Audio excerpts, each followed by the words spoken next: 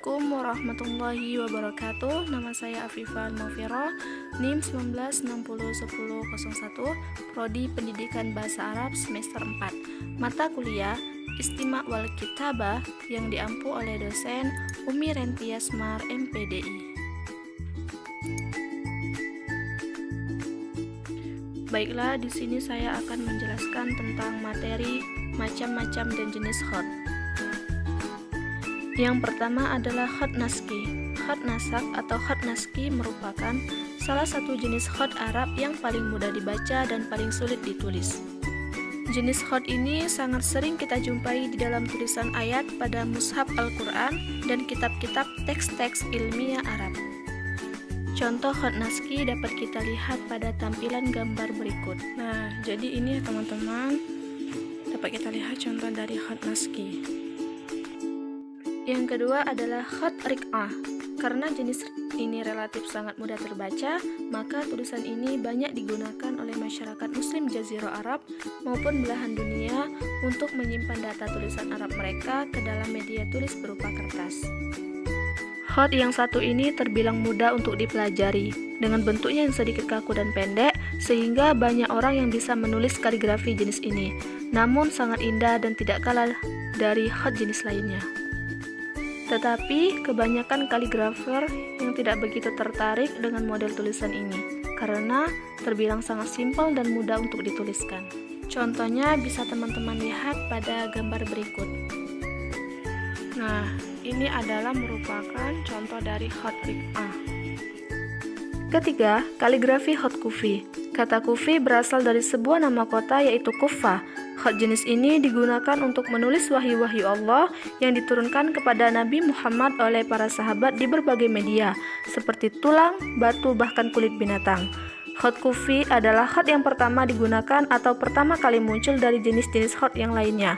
Khot yang memiliki ciri khas lebih kaku dari model yang lainnya, dengan terdapat berbagai macam sudut-sudut pada setiap hurufnya. Sangat populer pada zaman dinasti Umayyah sampai Abbasiyah, bahkan sampai dinasti Fatimiyah di Mesir. Secara besar, khot jenis ini dibagi ke dalam 3 jenis.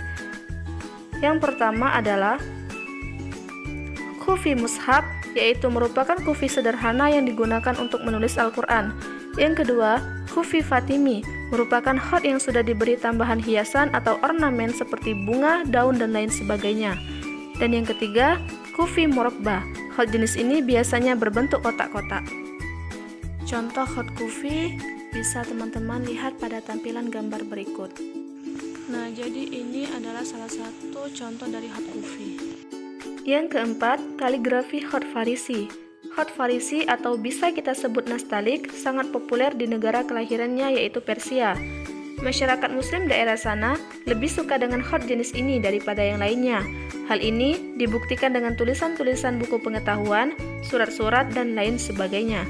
Khot jenis ini sebenarnya memiliki kesamaan dengan khot naski, yaitu sama-sama digunakan untuk tulisan sehari-hari di daerah yang menggunakannya.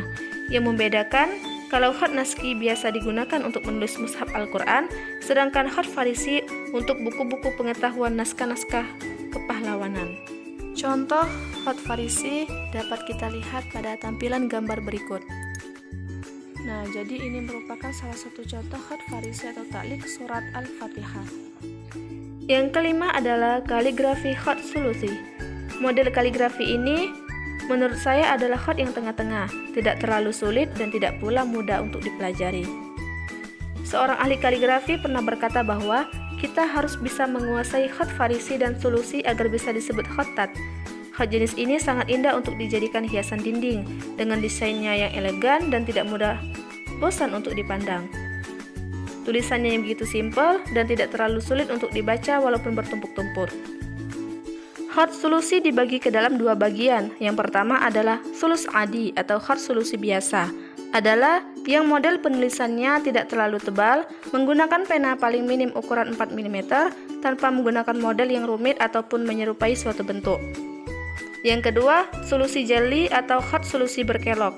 Proses pembuatannya menggunakan pena 2 kali lipat yang digunakan untuk menulis khat sulusi adi, dan biasanya tulisan dikreasikan dalam bentuk-bentuk yang rumit seperti bersusun-susun, berpantulan, ataupun menyerupai suatu bentuk makhluk hidup seperti hewan, tumbuhan, bahkan manusia.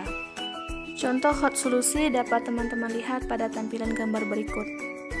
Nah, ini merupakan salah satu contoh dari khat sulusi adi. Kemudian, ini merupakan salah satu contoh khat sulusi jalli. Yang keenam adalah kaligrafi khat diwani. Jenis kaligrafi yang berikutnya ini adalah khat diwani yang awal mula dirahasiakan oleh pemerintahan Daulah Utsmaniyah karena begitu indahnya khat jenis ini menurut mereka. Diwani awal mula dikenalkan pada khalayak ramai ketika Konstantinopel jatuh di tangan Sultan Muhammad Al-Fatih pada tahun 857 Masehi.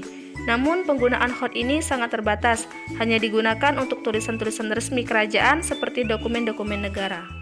Khat jenis ini diciptakan oleh Ibrahim Munif At-Turki dan membaginya ke dalam 3 jenis, yaitu Diwani gaya Turki, Mesir, dan Baghdad, yang memiliki ciri khas umum, keluasan tulisan, dan banyaknya huruf yang memutar. Contoh kaligrafi khat diwani dapat kita lihat pada tampilan gambar berikut.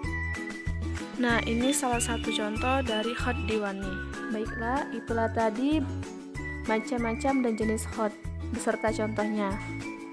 Sekian, syukran jazilan. Wassalamualaikum warahmatullahi wabarakatuh.